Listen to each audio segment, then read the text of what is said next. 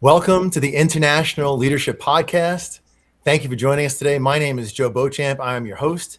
I'm also the founder of Beauchamp Team Growth Solutions. We help businesses to grow their leadership teams because we know that better leaders produce better results.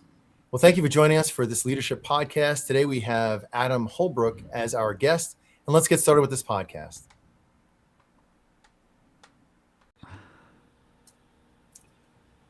Well, welcome to the International Leadership Podcast. My name is Joe Beauchamp. I'm here with my special guest today, Adam Holbrook. Adam, why don't you greet our audience?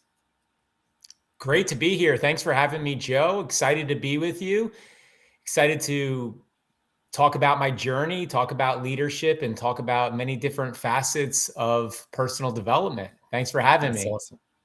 Well, thank you for joining us today. This is our first, well, it's really our second podcast, but the first time that I'm actually leading this and having a guest on here. So forgive us if you're watching this. It always kind of stumbles through the first time anyway. So, and this is a leadership lesson for everyone. You kind of always mess it up the first time, so you might as well just get started and get the blunders out of the way. So let's see how it goes today. And fail our way forward. Yeah. We're going to probably look back at this a year from now and be like, oh my gosh, I can't believe we did that. But if we didn't do it today, when would we get started with it? Right. So Adam is a good friend of mine. We've known each other for, not even, maybe even 2 years now, over a year, a little over a year, maybe a year and a half now, I guess. And we're both Maxwell leadership speakers, trainers, and coaches. We both like to speak. We both like to motivate our audiences. We both like to smile and engage our audiences with good stories. I just want to say that Adam's also an author, which he's ahead of me on that. I've not yet finished any books yet, but we have Adam's book here. One of his first books, Character Evolution. Character Evolution was my first one. Yeah, that's a book about overcoming self-sabotage, conflict resolution, and managing difficult people. Joe, do you know any difficult people? I have to raise both hands that I am the difficult person. Oh, you are the difficult person. I am a difficult person. Yeah. I'm a recovering difficult person, but every now and then I'm a little difficult. Yeah. Everybody. Right. So the things that you refer to from the book are their life for every single person. Like, I don't know anybody who does not deal with conflict, with their own thoughts and whatever's going on inside their head, dealing with difficult people, being a difficult person. So I like to say that everybody is two people. We're person A, which is the calm, peaceful version of ourselves, like Bruce Banner, that prefrontal cortex version of ourselves, where we're the best version of us. And then we can also be person B when we're emotionally triggered, right? So PTSD or trauma or anything that really goes on in life that gets us stressed out, we become this different version, kind of more like the Hulk version. I call it version B. We get a little green around the green in the eyes and stuff. And so I'll just speak for myself. When I get emotionally triggered, I am a difficult person to deal with. You can ask my wife. You can ask really anybody around me. So it's really just a matter of managing that. We can't control the other difficult people, but we do have the ability to respond differently to those difficult situations, breathe through them, to work through our own emotions when we're dealing with those difficult people. And the way I like to look at it is our character. Our character isn't determined by who we are on that good day, because it's very easy to be, like what you're saying, it's very easy to be that good person on a good day. But who we are on that bad day when life is against us, that's when our character defines us. And not saying that I'm a perfect model person. We're all a work in progress, but each time something comes up, I'm just trying to be a little bit better than I was last time. That's awesome. And I would say that is evident. I don't know you from back in your more hulky days, but I do know the version of you now, and I think you're a really good person. So hence being here with us today. If I really want to focus when we talk on the show, and this really goes forward on any of our broadcasts, and that is usable strategies that the audience can take away. So somebody can listen to this and say, hey, you know what? Maybe I'm a little bit of a difficult person, or maybe I'm dealing with a difficult person at work, or maybe I'm married to a difficult person. Maybe I have teenage kids, and we all know if you have teenage kids can be difficult at times. So can you give us even just one or two tips, some pro tips in how to manage our own emotions and how to respectfully work with somebody else that's going to be honoring to them and help them to calm down their emotions? Well, let's talk about boundaries. And I talked about this at your Live to Lead. Boundaries were often misunderstood. They're not walls to keep people out. They're doorways which we choose when to open them and when to shut them. And I said at your Live to Lead that we don't have, if we shut everyone out and create walls around everyone that's ever hurt us, we're not going to be left with anyone. We're all making mistakes. We're all going through this thing called life. And if we're going to cut everyone out, we're not going to be left with anyone, right? But it's about how to create those boundaries. And when creating a boundary, we should never ghost the other person. That's how I used to run my life. I used to ghost people. If Joe did me wrong, I'm done with him. And I would just completely ghost him, and Joe would be confused and he wouldn't know exactly what to do. I don't recommend ghosting. I recommend letting the other person know about your feelings, but it should never be about what they did wrong. Because if it's about what they did wrong, they're going to come on the attack about you. Should use an I statement when creating a boundary, something like, I understand how you could feel that way, but it's not a road I want to go down. Or I'm working on my own feelings right now and my own mental well-being, and I don't want to go down that road with you. And then two things happen after creating a boundary.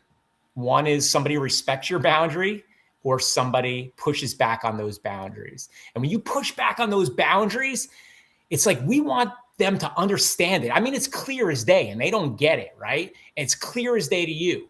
And then all of a sudden you try to explain it to them because you want them to see it from your perspective, but they don't seem to see it from your perspective. And as hard as you're trying, you got to release your ego and the need to be right. And as soon as you let it go, that's when you gain the power back. So boundaries are not walls. They're doorways, which we choose when to open them and when to close them. One thing I need to make clear, boundaries are not for you and your wife, Joe. They're not for you and your wife. If you and your wife are struggling, you can't create boundaries around your wife. You got to get it right with your wife. And one of the things that me and my wife did when we were struggling through our marriage at one point is we do the 10-minute drill where I speak for 10 minutes uninterrupted. She just sits there and listens to me. And if I don't have anything to say, Joe, I just sit there. We sit there in peace. I always have something to say though, but sometimes she may not have something to say. And we'll sit there in quiet. And after the time is up, I understand how you could feel that way. And then we switch roles. And I got to tell you, most marriages aren't about the kids, the problems with kids. It's not about finances. It's lack of communication. And this simple drill defines and helps move the feather forward with you and your spouse. What do you think, Joe? So I just want to, let me just ask you, I think you're bringing up great points, and I haven't done that with my wife, that 10-minute drill. I think maybe we should start trying to do that, see how it works for us. But let's go through a scenario. This is something that's common with me. And I tend to say things that I just really wasn't thinking about, or, maybe I was trying to be funny or something like that. And I end up saying something rude, and I insult somebody, or I offend somebody. Right. So let's take the scenario that you're the recipient of that. I've said something rude and I'm oblivious. I really have no idea that I even offended you. So how would you handle that? Like, what would you do from the side of, the receiver, the person who received the offense? If somebody is pushing my buttons, right, I have to ask myself, number one, if it's worth it, right? Because people say things that are off the cusp and they sometimes don't mean what they said. And I'm going to ask myself if this is something that I want to hold in or this something matters to me. And if it's not something that matters, I let it go.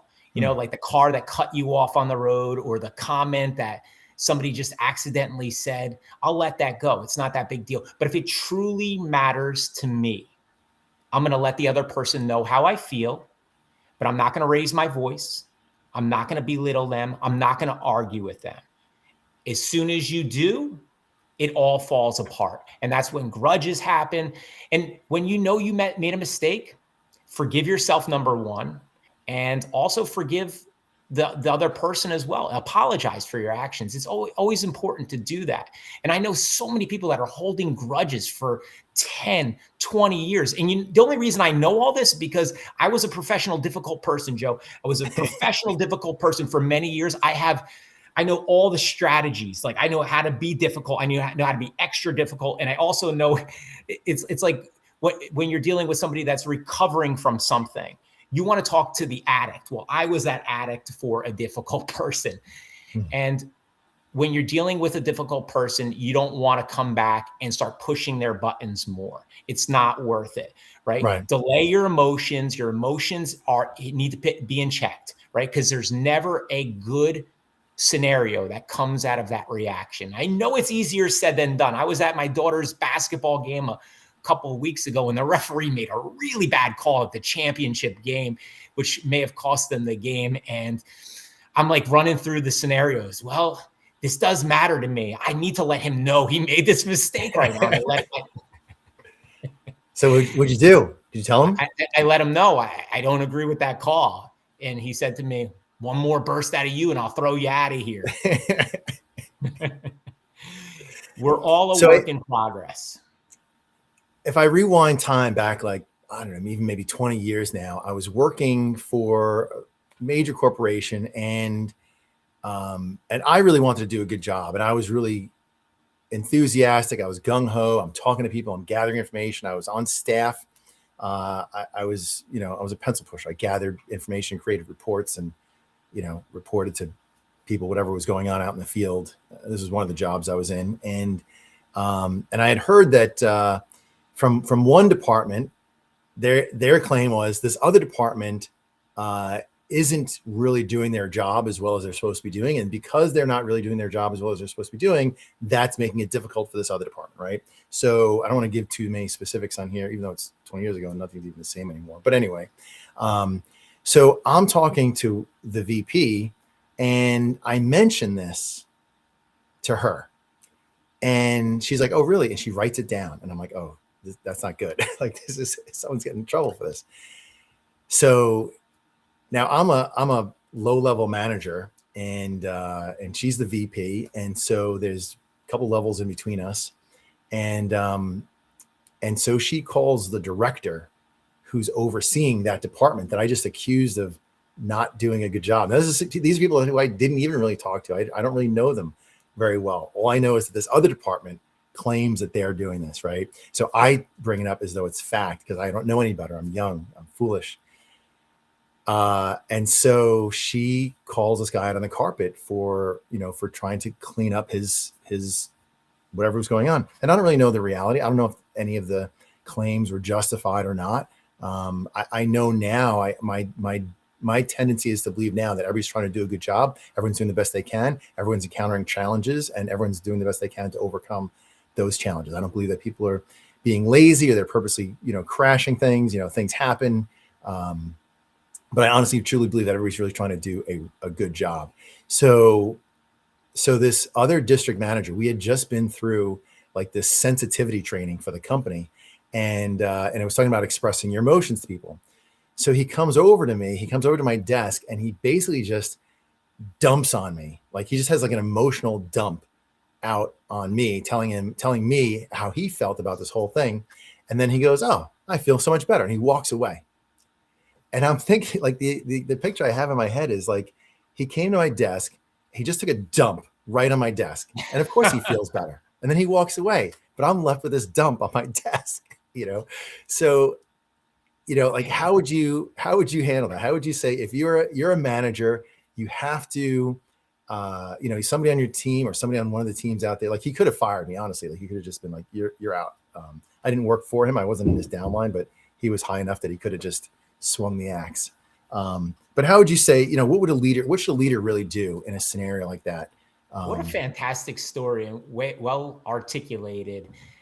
I like the idea. First of all, I'm not saying like a lot of these difficult situations are happening during the day, and we need a release, right? We need to let other people know. A lot of times people are like, oh, you know, we need a release. We need to let other people know. But what I recommend is the 3-minute drill, right? Because what happens is we become victims of our own world if we allow this stuff to go over and over in our head and replay this, where this situation happened, Joe, and now he dumped on you, and now all of a sudden you have this on you, and you could just take that and like just ingest it for a very long time, and it could affect you. So I like the 3-minute drill. The 3-minute drill is find somebody that you love, somebody that you trust, and you can tell them all about this situation. Set a timer. After that 3 minutes is up, this is over. It's done.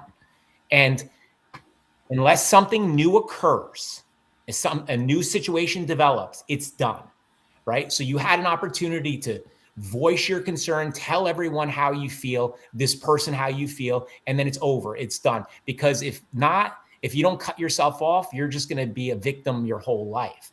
Now, also in this situation that you were talking about, the missing piece is connections. And I'd love to talk about this with you, Joe, because I think you're a fantastic connector in Long Island.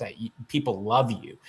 Is that when issues come up, if you have a great relationship with others around you, the situation is not going to manifest into a massive problem. You create relationships first. Number one problem I see new leaders making is they come in with all these great ideas, and all these other leaders, they come in with all these great ideas, and they may be great ideas, but if the team doesn't like you, if the team doesn't know you, they're not going to get behind you.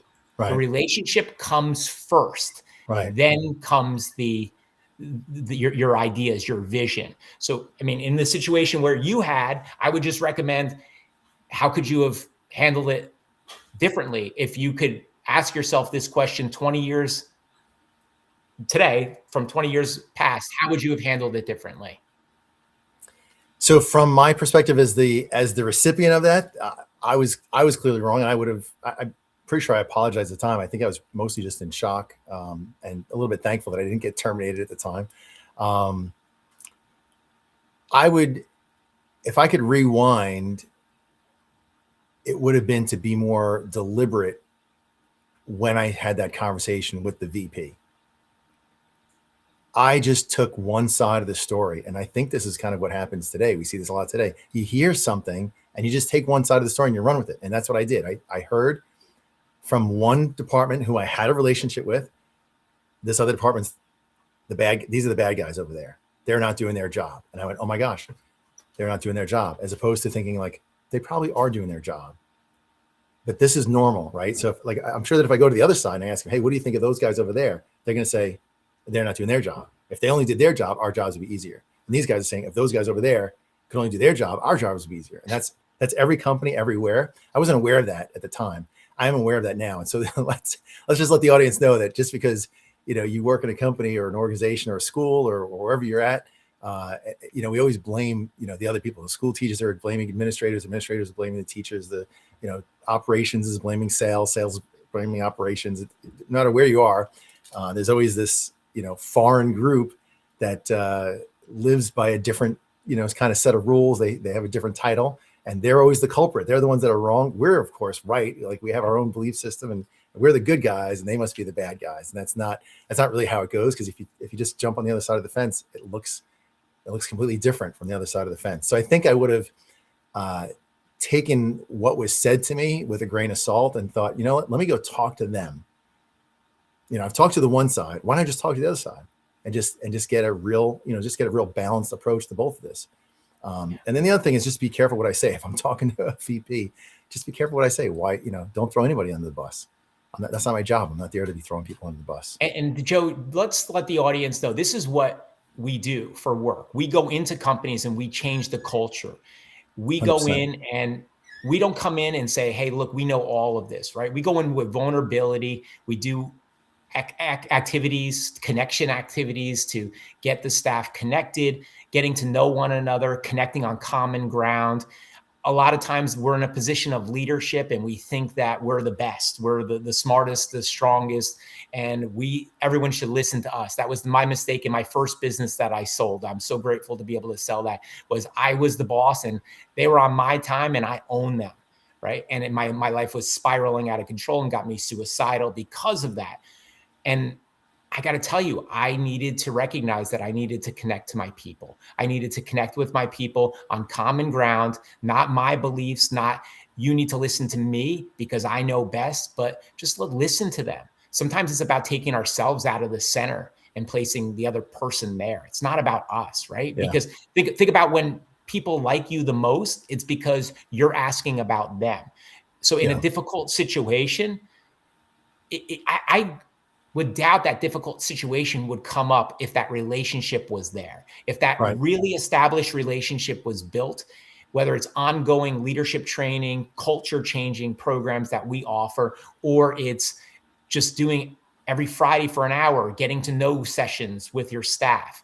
That is going to be the difference between an organization that thrives and one that's constantly plugging holes, like my first organization. When I started figuring this out, it was after I sold my first company, and then I built a second company on the concepts of leadership, and I built that business into 3 states. So I understand what it takes to be a good leader, and leadership isn't a cut and dry, one size fits all scenario, right? And we all make leadership mistakes every single day, but we just try to be a little bit better and be aware of what we're about to say. Like you said, think before we react, right? Think before we say something. That's one of the things that we can do, but also try to always think about how the other person would feel too, because there's always 2 sides to a story. And that's one of the stories I told at your Live to Lead event was when I was walking, I practiced my morning walks. I practiced my speeches on my morning walk. And then it starts raining. I love that story. Go ahead and tell the audience. It starts pouring rain. I'm halfway through my morning walk and I take my shirt off and I wrapped it around my cell phone because I had to keep my cell phone dry. And I stick my cell phone in the shirt in my front portion of my gym shorts. And I'm like, there's nothing I could do, Joe. I'm going to just start talking to myself. I start talking to myself in the pouring rain. And then a guy starts following me on the road. And he eventually called the police on me. The police pulled me over on the sidewalk and they're like, what are you doing, man? And I'm like, oh, thank goodness you're here. That guy right there, he called the police on, he's been following me. Yeah. It's like, he called us on you. He saw a mentally deranged individual with no shirt on and talking to himself. And he thought my bulge was like a weapon of some sort. The story illustrates that there's 2 sides to every single story. And although it's clear as day to us, and it makes perfect sense to us, and it's probably completely logical to most people, it may not be logical to them. And you could do one of 2 things. You could react, or you could express your feelings, but not without that reaction. If it means something to you, you could delay your emotions. One of the things that I was doing forever was reacting, and I was blame holding on to my feelings, right? If Joe did me wrong, like, oh, Joe, you did me wrong last year. And then I'll be like, oh yeah, no, everything is good now, Joe. And then all of a sudden you do something else wrong. I'd start stockpiling the stuff that you did in the past, one on top of the other in today's world. But I got to tell you got to let it go. We got to be able to let it go, recognize that forgiveness is about ourselves. We're forgiving for ourselves, not for the other person, and recognizing that we all make mistakes. We're all growing in this thing called life. Right. Yeah, we call that a list, right? So when somebody does something wrong, we bring up that list of every past sin that they've committed. You make yourself miserable. I'm miserable. They're miserable. So one of the exercises that I'll often have people do is to write out the list. Everything that anybody has ever done or said to offend you, parents and siblings and teachers and kids when you were little, and the bully and coworkers and your boss and everyone else, spouses, and just list out all the offenses and just write it out on paper and then burn it. Burn the list, right? And once it's burned, it's gone. Like it's gone, it's forgiven, never to return again, right? It's just gone. Do not bring it up. Do not talk about it. Don't think about it. Do not relive it. That's really the key here is we get emotions. Like something happened a year ago that emotionally traumatized us. And we've relived that experience 1,000 times or 1,000,000 times in that past year. And it's like we relived the experience. It's like that person did that same offensive thing to us that 1,000 or 1,000,000 times over. We've re-experienced the emotions. We've gotten stressed about it. It's released cortisol in our brains. And the ability to forgive and just leave it, to detach emotion from the event, to consider that event was like I watched it on television. It wasn't real. It doesn't have any effect, and I no longer, I can recall I can recall the specifics as though I'm telling you about a TV show without any personal emotion tied to it. And that means it's gone, it's forgiven, right? And so that list burning activity is a great way to just release it. Like just, it's gone. The list is burned. Now, if this doesn't mean you have to hang out with them every single day or you have to go back to what it was, right? You can still love somebody at a distance. I love a lot of people at distances. And if I see them, I'll still hug them. I want to attract myself and be around the people that inspire me, the people that are positive and supportive toward me. And if those other people aren't, I can still love them. I can still set boundaries on them and allow myself to still love them. But, sometimes you may say those are your family members, like close family members. And I would say to you is, what's a good boundary? Well, it may be calling your parents on the road to pick up your kids for a 15-minute drive instead of, giving them endless time on the phone when you arrive to pick up your son at school. Hey, I got to go. Or instead of showing up for the party for 4 hours, just showing up for an hour and say, hey, I have another obligation. I got to run on you. Small things like that. So I think, when I think boundaries, I think about being mission focused, right? If we're focused on the purpose for our life, saying a no to somebody or limiting time or exposure to somebody is the ability to say yes to our purpose and our vision, right? We're on a mission. I am too busy making an impact in this direction to be drawn aside to the left or to the right for distractions, right? So everybody gets a little bit of my time. Not everybody gets a significant portion of my time. Only people that are mission focused, that there is value, there's return on investment, do we spend time with. This applies to family, friends, and this applies in the workplace as well. A lot of times, and here's the big mistake that a lot of people make, you have employees or people on your team, and we spend the most time with our weakest people. Meanwhile, our best ROI would be if we spent a little bit extra time with our best people. And so what I generally say is this: if you have 10 hours and you have 5 people, instead of giving everybody 2 hours, right? That's simple math. Everybody's equal. Everybody gets an equal amount of time. No, everybody gets 1 hour, and maybe 2 of your people get the extra hours because they're the ones who are going to actually grow from the investment of that time, right? Same thing with a stock portfolio. If you had a bunch of ways to invest your stocks, and this one gives 3% and this one gives 20%, let's shift a little bit more money over to 20%, right? So it's the same with people. Who am I going to invest that time with? The people that are going to give it the most return on that investment of time. And if you don't have those good people in your life, because this was me for a while, one day I decided that I wanted to be this good person and I didn't want to live like that anymore. I didn't have anyone good that I could make myself attracted to, because it gets lonely. It gets lonely sometimes when you don't have those good people in your life. Continue to work on yourself, because as you continue to work on yourself, those people start showing up. You might be the person that that's not in their line, right? Because you're not mission focused. You're a distraction. So, and I've had people in my life. It's easy to go back to that toxic relationship. It's easy to go back to that old employee because you know what they do, right? It's easy to go back to that stuff. But is that going to actually take your personal development, yourself to that next level. In the most cases, it's no. But then you've got to ask yourself, were you the one that actually made this situation happen like this? Right. Continue to work on yourself. I'm grateful for my wife. My wife was so far ahead of me when I first met her, and I was holding on to victim's mindset. My world was falling apart, and I didn't really appreciate anything. And to be honest with you, I didn't appreciate her. I didn't appreciate anything. And she was getting so many wins in her life. And I watched a presentation, and the keynote speaker starts talking about gratitude and having this massive gratitude for others, and it will actually change your world. And I said to myself, this woman, this girl, that my future wife, she's going to leave me if I don't start pretending to be grateful, as this keynote speaker said. So I started pretending to be grateful, which led to some wins, which led to me being more grateful, which led to more wins. And it doesn't mean that your life is perfect when gratitude is there and you're pretending everything is perfect. But when you have an attitude of gratitude, good becomes better, bad isn't quite as bad as it once seemed. Keep working on yourself. The good people, the people that need to grow you, the people that will inspire you, they'll start showing up as you do. Let's just talk a little bit about the way that you described pretend.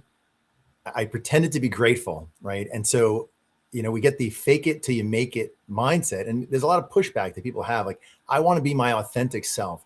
And I just want to say that, for me, there are times, if I think about this dichotomy of who I am inside my head, right? There's the calm, peaceful Joe Beauchamp, person A, I'm my best self. And then there's person B, who's emotionally triggered.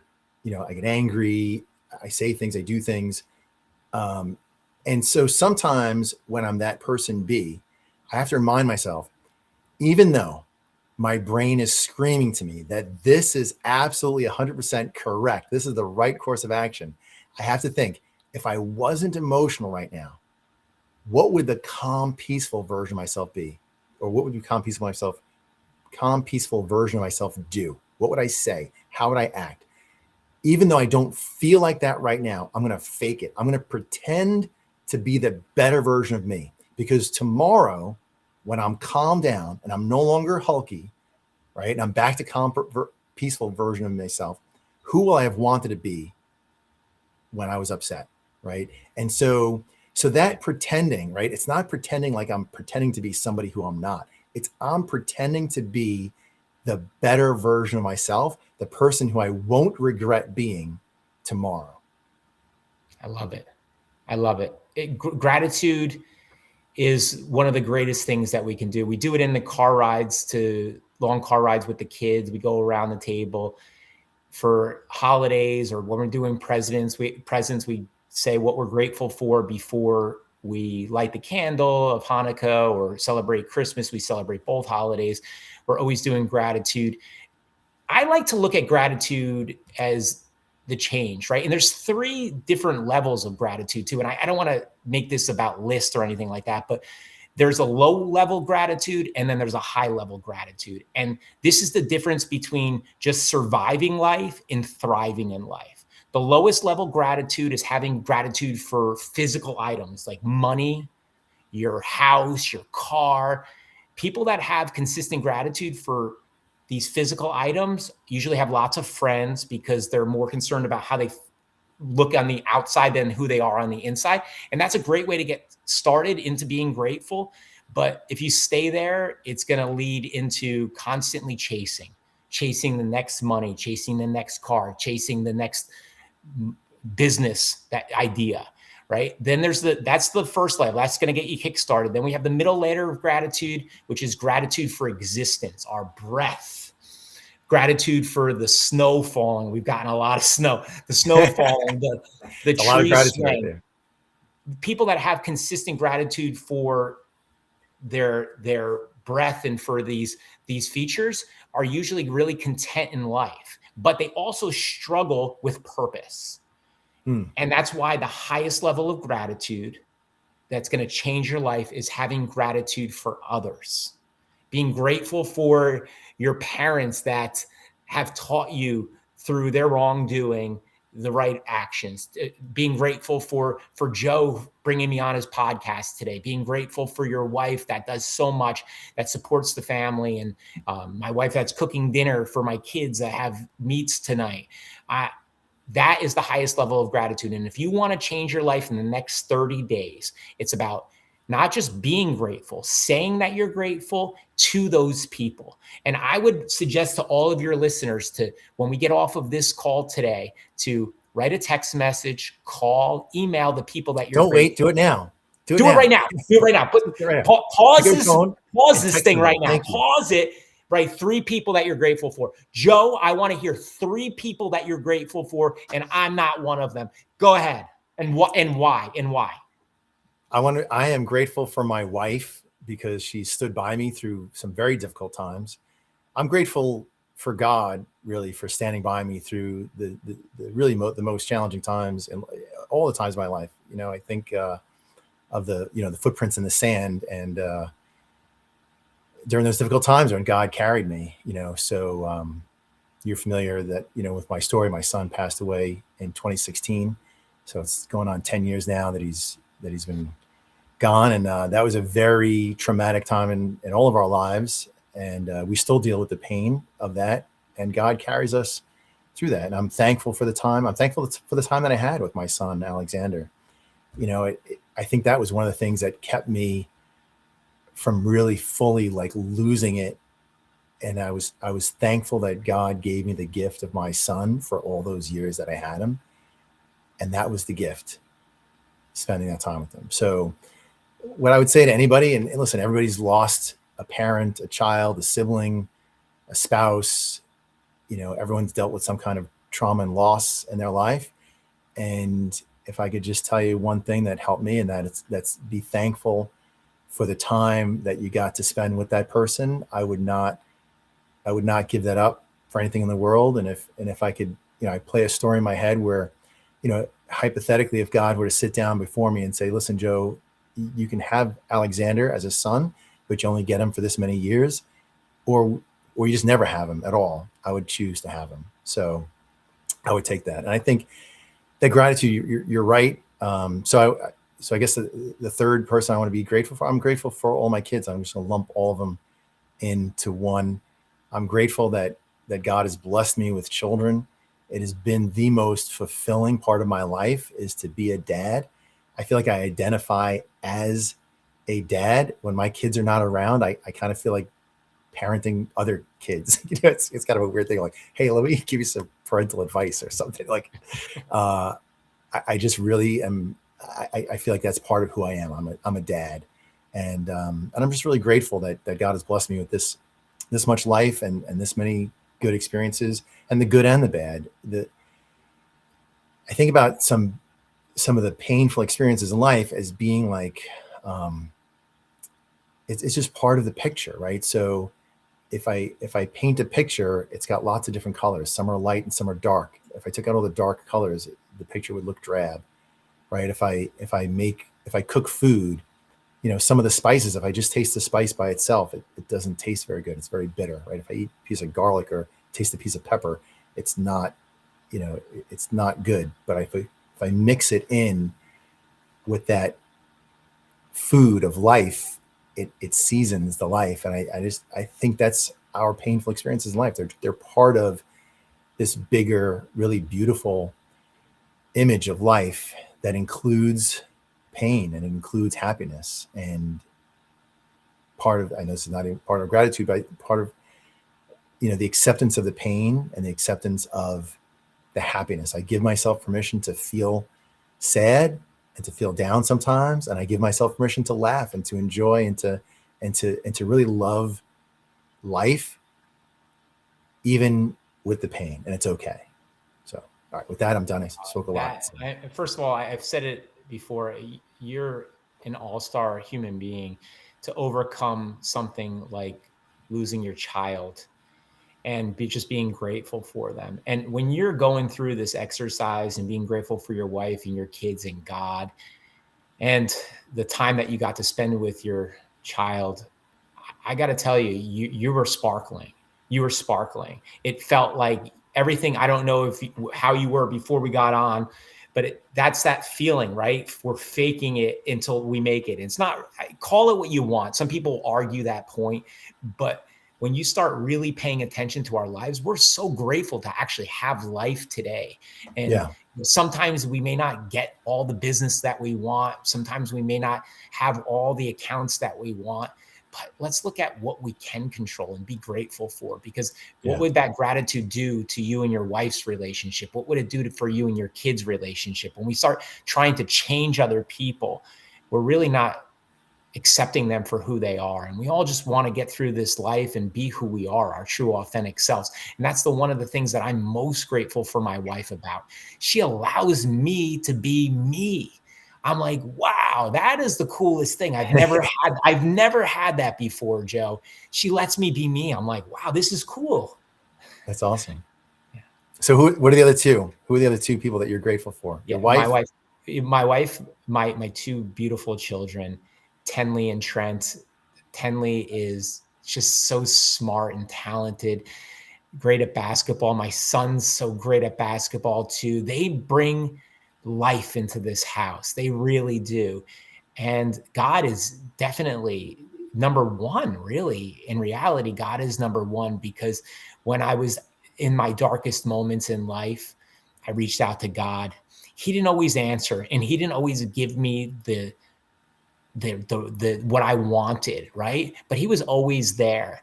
And although sometimes I didn't like his time frame, I didn't like the answers that I was getting in life, he actually was listening. And if you don't believe in God, my gut is telling me to tell you right now to ask for God to show you a sign. I got to tell you, God has given me more signs. When I'm on the edge and ready to kill myself in my car, drive it off that cliff that night, my dad calls me. The guy that I wasn't speaking to for 2 months on Christmas Eve calls late. We never talked at that time. And he tells me he loves me. Like, the only way I can explain that is that God reached out through my dad's voice that night, and he told me he loved me. That's the only thing that makes sense to me. And my brother, who had just had his first child, reached out to me, I don't know, maybe a month or two ago. And he said to me, he goes, "What year was that?" And I go, 2005. And he said to me, "That's the year that my first son was born." And he goes, he putting the blame on himself for my life spiraling out of control that year. And I said, "That wasn't on you." I said, I needed to spiral out of control, and I needed to hit rock bottom. Rock bottom to me was like the miraculous place, because it was that place where you stop caring about everyone and everything. And then all of a sudden, you don't care about your business anymore. You don't care about your health. You don't care. And then you just feel like a sense of freedom. Like, I can just move somewhere new and start fresh. And that's next day when I woke up on Christmas Day after crying myself to sleep in my car that night. I post my business on this random website, and I sold it 4 months later for $220,000. It was like God didn't give it to me right at that point when I wanted it, but he needed to humble me. He needed to show me the lesson. He needed to just keep saying to me, keep pushing through this, because life is hard. And there's no doubt about it. We're going to have trauma in our life. We're going to have people dying in our life. And we still have to move forward in our life. And we have the opportunity to move forward positively or negatively. And you get to choose your life. That's awesome. Well, I'm so glad that God did reach out to you through your dad, and that you're here today, and you serve a mission in life. Like, there's a purpose. There's people's lives that are better because you've had an impact on them. You've influenced them. Let's just take a quick moment and just jump a little bit into some leadership stuff. I want people to understand that, leadership is not for somebody else, but that I don't care if you're a mom, I don't care if you're a kid, I don't care if you're in high school, I don't care if you're the lowest level, you clean toilets, or I don't care if you're the CEO of a major, global corporation, or you're the president of some country. Everybody is a leader. Everybody has an influence on the world around them. And really to embrace our ability to move life forward 360 degrees around us, the people that are in those positions around us, that are in our world, that we can have an influence on them to move them in some kind of direction. So so give us your thoughts. If you were to define leadership, what comes to mind? How we lead ourselves first. We have to lead ourselves first. Just because you're the person in charge, just because you make a ton of money, how you show up every single day matters, because you'll cap off on your own. You can only go so far on your own. But as you continuously work on yourself, meaning taking care of yourself, self-care, having fun, social emotional skills like we were talking about, doing all of those levels, that's the first step. Now you're able to lead other people, because if you, and don't get me wrong, we're all a work in progress, right? We're not going to get this perfect all the time. We're going to work on ourselves. And after we work on ourselves, then we can lead others. And when we lead others, the first step is connecting to them, connecting to people. Leadership is influence, as John Maxwell says. Leadership is influence, and influence is our ability to connect with other people. And in order to connect with other people, it's not about sharing your stories back and forth. It's not about, being better than the other person or winning in a championship. It's about elevating everyone around you and making it all about them, giving credit away when you win. Even if you had a lot to do with that, give that credit away. And when you fail, take ownership of it, even if other people had to do that, right? It's always comes back to us, right? Every frustration we have is an opportunity to get to know ourselves better, right? So if something isn't going right in our lives, we have to ask ourselves, why is it not going right? And we need to take ownership. How can I lead better? How can I lead myself better? What would you say are some of the most, if you were speaking to, let's say, a young leader, or maybe somebody who's dealing with imposter syndrome, or somebody who wants to become a better leader, what are some of the basic, like, if you just say some of the basics? If you ever talk about connecting with people, one of the things I like to say about connecting with people is, literally, I say the statement to them: if it's important to you, it's important to me, right? I think that's the best way that I could show somebody that they are valuable to me. Whatever you think is important, I think is important. I'm going to value everything that you value, right? So, so what are some of the other tenets? We're going to build connections with people. We want to help our teams to win. What would you say are some of the basics of, if I'm developing myself as a leader, what are some of the basics that I want to touch base on? I like replacing the word should. I don't like the word should. I think the word should is a command. It's a shutdown. It tells another person how to be. Joe, you should do this on your podcast, or you should do this, or it's your wife's birthday. You should buy her flowers. Oh, you and your mom are fighting. You should write her a letter and apologize, and replace Stop that shooting word on people. Right. It's like, better than everyone. Right. And instead replace it with the word could. Hey, Joe, you could do this on your podcast. Your wife's birthday is coming up. You could buy her flowers. You could write a letter to your parents to apologize for what you did, and ask questions. Guide them to figuring out the problem on their own. A lot of times, our job as a coach, a leadership coach, is we ask good questions. Right. And questions are guiding the other person to figuring out the problem on their own. That's step one, right? Just taking that. If you could take one thing from today, well, take a lot of things from today. Today was awesome. But eliminate the word should. And then, I don't know if anyone's ever heard this before, but I define it as me too moments, as in the same thing happened to me too. For example, I like to give, a friend of mine recently ran into Bill Clinton at a dinner. And she was too. at No, I just right. She ran into Bill Clinton, got a picture with Bill Clinton, went up to him, started talking. Well, me and my wife also ran into Bill Clinton. But as she's telling me this is happening, if I said to her, me too, I ran into him, me too, then what would that have done to her story? It would have diminished her story. Yeah. It would have said, your story isn't that good because the same thing happened to me too. Let her have it. Let her have that moment. Like, eliminate the need to a lot of times we think that we're going to connect to other people by sharing something similar that had happened to us. But in reality, it actually blows an opportunity for a connection. Yeah. That's, so many of the things that you've said today keep reminding me that one of the key, what I would consider to be the number one character trait of a good leader is humility, right? To allow my team to win, to allow the other person to have their chance to have a story, to value the people that are on my team, to be humble enough to apologize, to value whether it's important or not, to address it or not. All these things are about humility. Let's deflate my own ego. It's not about me. I'm really not that important. Not in a negative way, but I'm just not that important, right? I'm one of 8.5 billion people on this You're earth. very important. Thank you.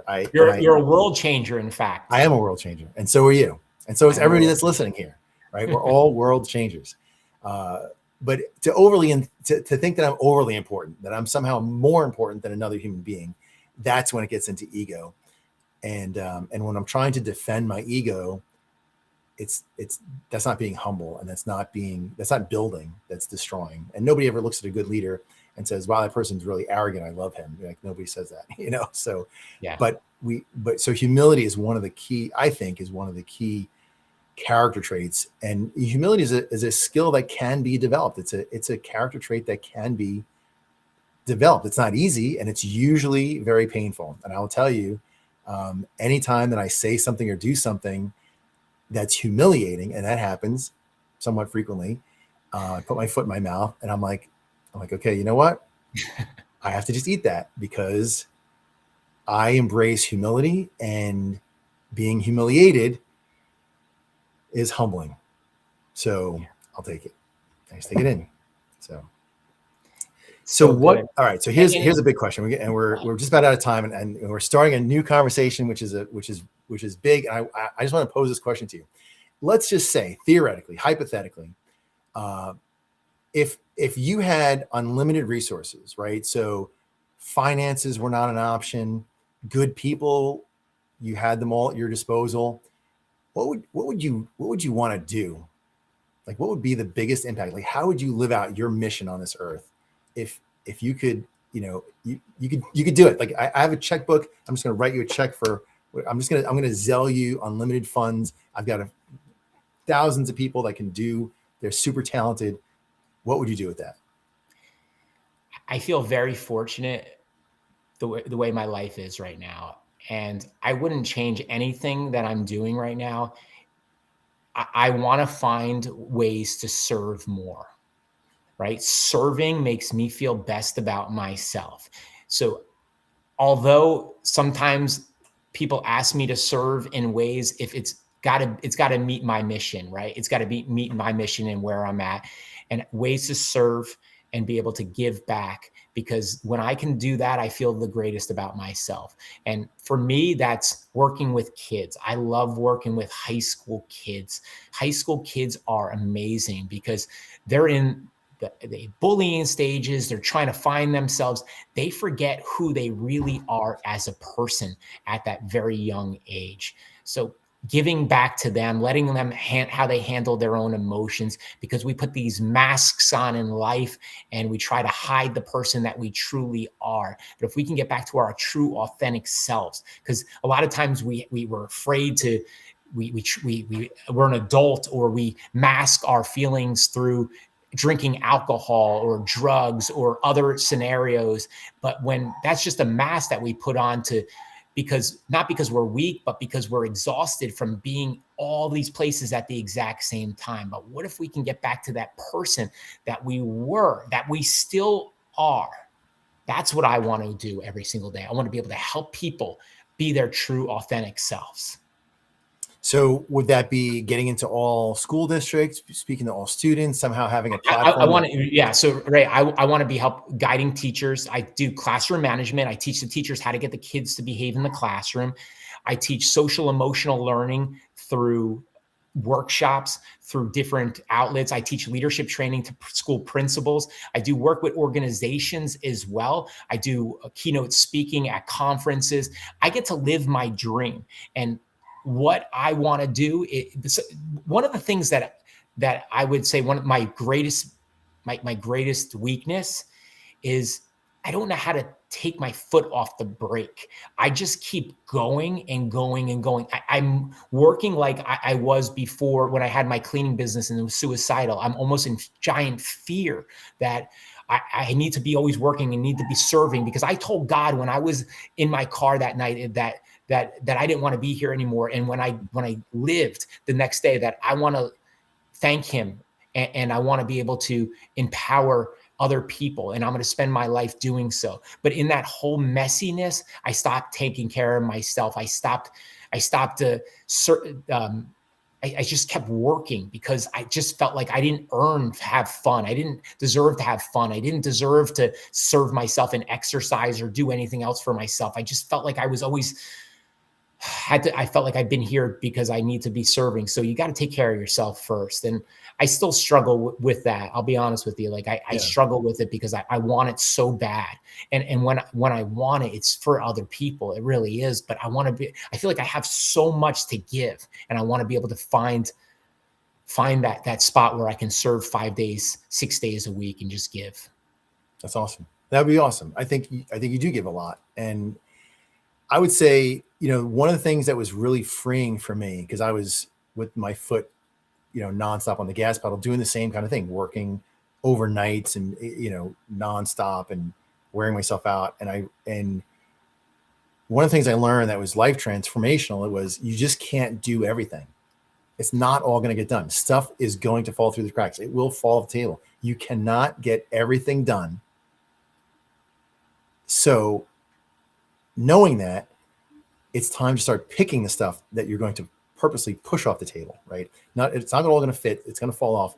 So it's important we take every area of our life that deserves attention, our mental health, our physical health, our relationships, spouses, kids, other family members, our communities, churches, religious organizations, nonprofit organizations, volunteer time, all the things that are important to us, including our finances and our job and our people and all those other things, right?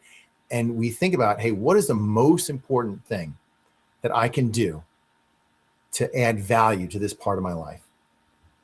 If I did that, if I separate my life into all these little components and I prioritize the most important 1 or 2 or 3 things that I really need to do to show or really add value, what's the highest ROI that I can get with my kids, right? So if spending time with my kids is important to me, what do I want to do in that time that I'm spending with my kids?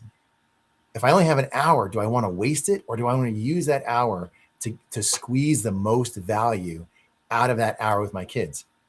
So I think living life that way, spending time, what's the most important value that I can give to my mental health, and schedule in time every day to focus a little bit of time on mental health, something like a gratitude exercise. What's the most important thing I can do for my finances? What's the most important thing I can do for my physical health? Maybe it's going for a walk or going to the gym or doing something, whatever it is, eating healthy food, right? It doesn't take any time to not put junk food in your mouth, right? It's a lot easier. I know you're very disciplined on the food that you eat, right? So there's always an opportunity to do the most important things for family, friends, health, mental health, as well as work, career, finances, future, stuff like that. When you do that, you'll find that stuff is falling off the table, but it's not the most important things. I love that advice. That's really good advice. And the only thing is, I'm a work in progress. I just don't know what direction. Sometimes you choose multiple different paths, right? You choose multiple different paths, and you say you're going to work on this. And then all of a sudden you're like, well, maybe I'll try this path too, right? So what works and what doesn't work, and then move on, question yourself, like, evaluate, is this working? Is this not working? Where should I be spending my time most? Right. Yeah. Hence this podcast today. Yeah. we probably neither one of us probably have time for it, but we put it in the podcast anyway. All right. Another book, How to Give the Best Speech Ever by Adam Holbrook. It's a tip book. Yes. It's tips. Yeah. So I just want to read something here that I opened up. Tip number 42, harness love and laughter to overcome fear. So I love that. And that's when I train people on how to speak, that's that's my answer to people. Always say, how do you overcome the fear? How do you overcome the fear? You love your audience and you have fun up there. I always tell them, tell an embarrassing story. Just get it out. Rip the Joe, Band-Aid off. I shouldn't say this right now, but I really want it. If I'm a little nervous before I get on stage, you know what I think about? We have we have a cleaning lady, and she comes in every other week, and it makes me laugh, but she cleans the bathroom and then she actually uses the bathroom, and it just like it makes me hysterically laugh. I don't know why, to the point where I'm hysterically crying, Joe. Like, and everyone thinks I'm weird because it makes me laugh so hard. I don't know why, but anyway, I think about that right before I go on stage. If you can make yourself laugh, listen, having fun, going back to where we started from earlier, enjoying life is a gift, and allowing ourselves the opportunity to have fun and enjoy life and just be at peace with life. Like, I'm accepting the bad, I accept the good, and I allow myself to feel the pain, and I allow myself to be happy, and I will do things to make myself happy, because fun is part of the blessing of being alive and enjoying the gift of life. And so, if we can just tell everyone in the audience, just, have some fun. You don't need to earn fun. You don't need to earn fun. You need to earn fun. You don't need to earn fun. You don't have to accomplish enough, make enough to have fun, because when you have fun, everything changes. The world around you changes. Opportunities come because people like dealing with people that can have fun. That's awesome. All right. So that sounds like a great conclusion to our podcast. I think we broke over the hour mark. I think I'm not sure, a little over an hour, but Adam, listen, how do people find you if they want to reach out to you? Great. Well, first, you can purchase my book, Character Evolution, or How to Give the Best Speech Ever, on Amazon. If you like it, which you should love it, go ahead and give it a 5-star review. And you can find me on LinkedIn, Adam Holbrook. You can find me on Facebook, Adam Holbrook. It's Adam.Holbrook, HOLBROOK.12. There's a picture of me up there.